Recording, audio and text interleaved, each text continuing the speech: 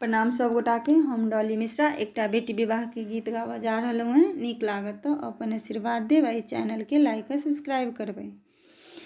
एक दिन आहे सीता निपल मंदिर घर, धनुष देलनि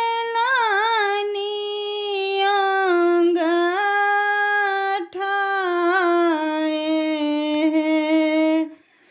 एक दिन आहे सीता निपल मंदिर घर, धनुष देलनि अंगठाए।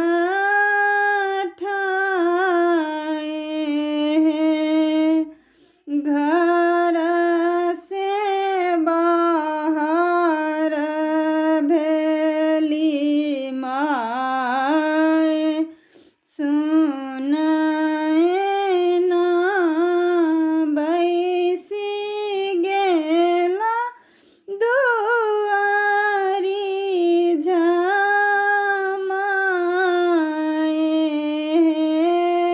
घर से बाहर भेली माय, सुनय ना बैसी गेली देहरी झमाए।